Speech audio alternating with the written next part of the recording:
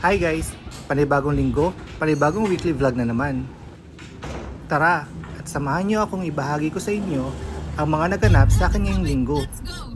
Ngayong araw ay papasok ako ng office. Today kasi gaganapin yung team building event namin.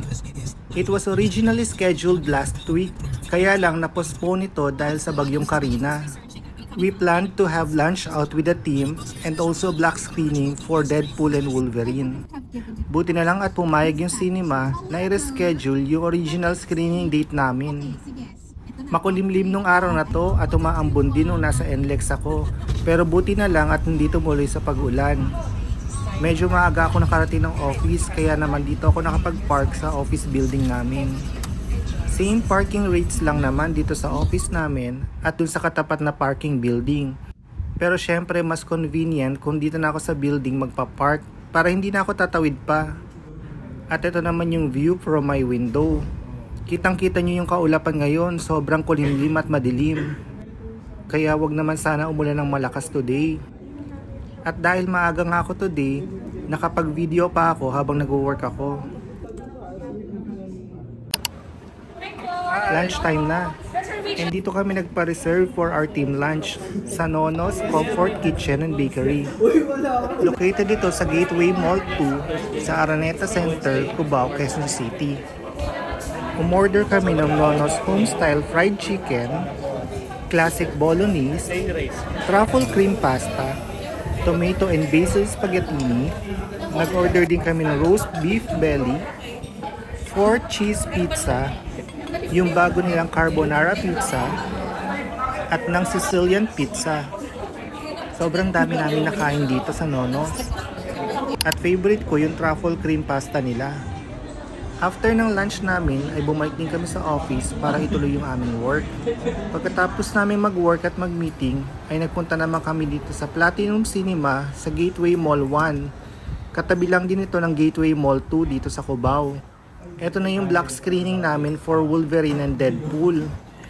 First time ko maka-experience ng Platinum Cinema. 40 seats lang yung available sa cinema na to. Tapos lahat ng seat dito ay lazy boy. So pwede mo siyang i-recline, ihiga, or itaas yung leg support. And then may kasama din itong 1 serving ng drinks. Pwedeng water, juice, or soft drinks. And bukod dito, included din sa ticket price ng black screening yung unlimited popcorn. Kaya naman hindi ka magugutom habang nanonood ka ng movie. Ito na yung after ng movie. Nag-picture taking lang yung buong team sa harap ng widescreen. Sobrang natuwa lahat ng team members and sabi nga nila na heal daw yung inner child nila. At maya maya ay biglang dumating yung cosplayer ni Wolverine and Deadpool. Kaya naman nagkaguluhan lahat para makapagpa-picture at video sa kanila. Kung gaano kakulit yung mga karakter nila sa movie, ay ganon din kakulit yung mga cosplayer na to. Game na game sila sa picture taking at pag-video namin. Unfortunately, may kasunod ng screening kaya dito na kami sa labas ng cinema nag-picture taking. And inalaw pa din kami ng management ng 30 minutes para makapag-picture taking and video with the 2 cosplayers na si Wolverine and Deadpool. Watch Deadpool and Wolverine at Gateway Cineplex 18! Nag-take din ng video yung Gateway Cinema Management kasama ang buong team namin. Gagamitin yata nila for promotion pero hindi ko alam kung saan site nila pinost yun. Kayo guys, napanood nyo na ba yung Deadpool and Wolverine? I-share nyo naman sa comment section. At ito na yung nagbabiyahe ako pa uwi ng bahay. Buti na lang at hindi umulan habang ako ay nagbabiyahe. Kinabukasan ay makulimlim pa rin pero hindi naman umuulan. Chinek ko muna yung weather today. Magpapalit kasi ako ng throw pillow case at ng sofa seat cover. Okay lang naman na ituloy ko yung pagpapalit nito kahit umuulan. Tapos sa ibang araw na lang ako maglalaban nito para sigurado makakatuyo ako ng sinampay. Yung mga throw pillow cases na ito at yung seat cover ay pareho ko lang nabili sa Shopee app. Ilalagay ko na lang yung link sa comment section or sa description box below.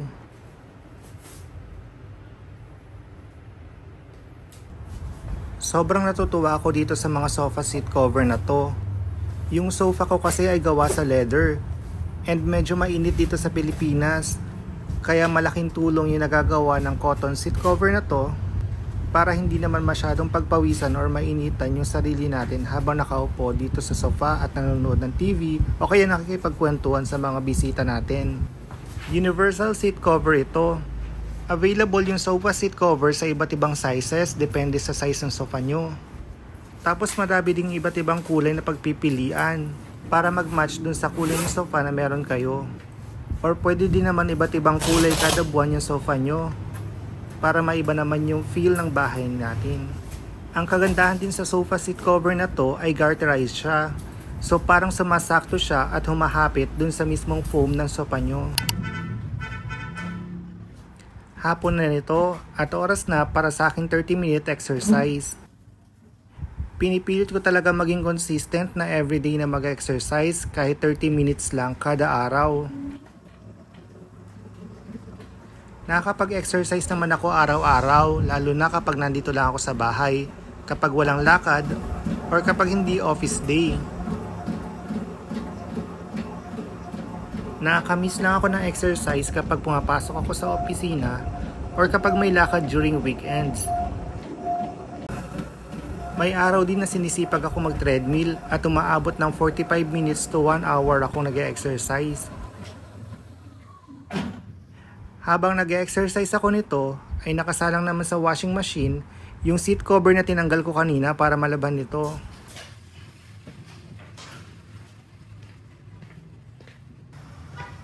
Magpapahinga lang ako nito saglit tapos maliligo na. Pagkatapos naman makaligo ay isasampay ko na yung mga nilaban kong seat cover.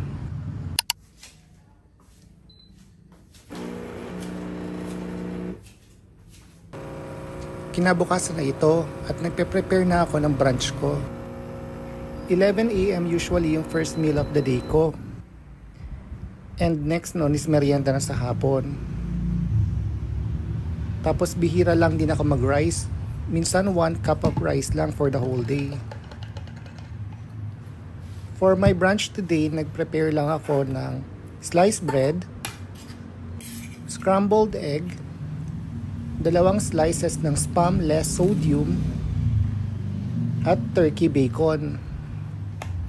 Guys, yung turkey bacon sa SNR ko siya binibili. And mas okay siya sa pork bacon kasi itong turkey bacon ay 60% less fat and sodium. And then 30 calories lang siya per serving. So mas healthy siya kainin para sa mga bacon lover dyan. Mas okay din siya lalo na kapag nagkikrave ka ng bacon.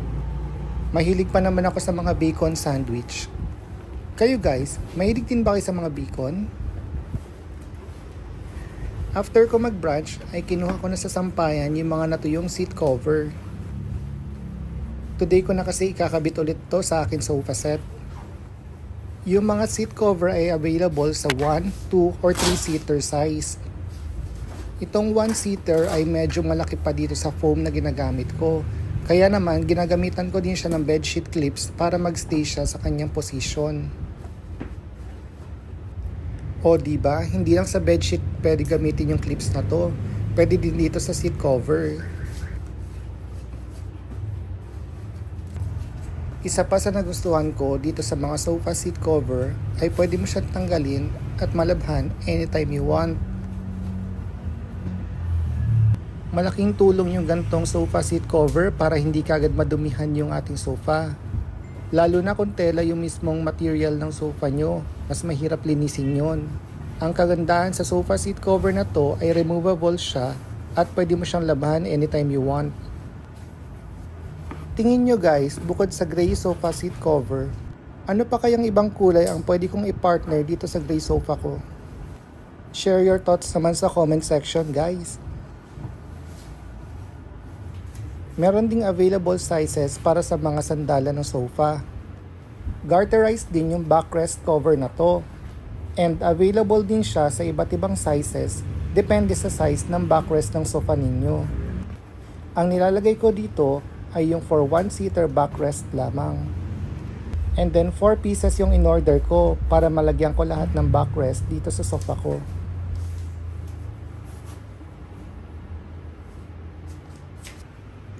After ko makabit lahat ng sofa seat cover, ay ito namang pagpapalit ng throw pillow cases ang isusunod ko.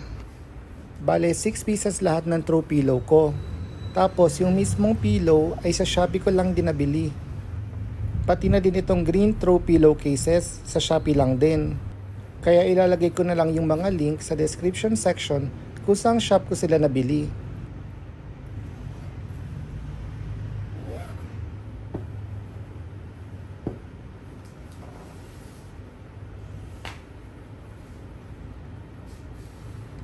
Guys, gaano kayo kadalas magpalit ng throw pillow cases? I-share nyo naman sa comment section.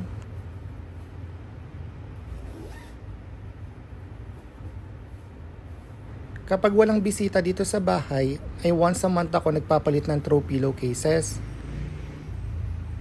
Pero pag alam kong may darating na bisita dito sa bahay, ay pinapalitan ko yung mga throw pillow cases para mapanatiling malinis at mabango ang mga pillow natin. Medyo mahilig pa naman ako magpapunta ng mga friends and relatives dito sa bahay. Kaya naman, lagi ko din pinapalitan yung throw pillow cases ko at nilalaban yung mga sofa seat cover.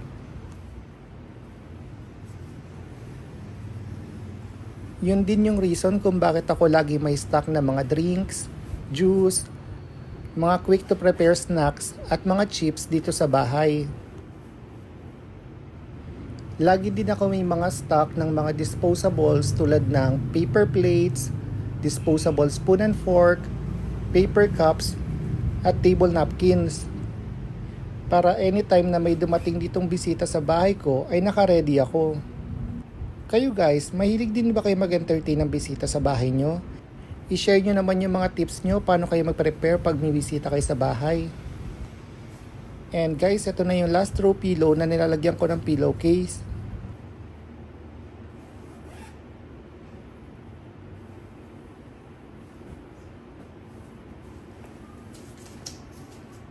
Yun lang muna guys for this vlog. See you again next week and thank you for watching.